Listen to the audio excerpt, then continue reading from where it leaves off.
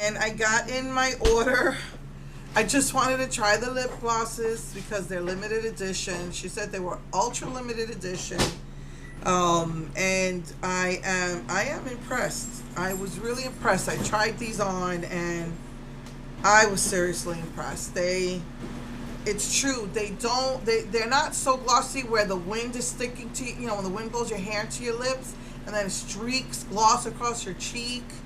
She's right, it doesn't do that. It is mega glittery. It's supposed to have rainbow sparkles and the colors are very nice. So this is rose and this is berry. She'll probably make more. Both very pretty, both go on really nice.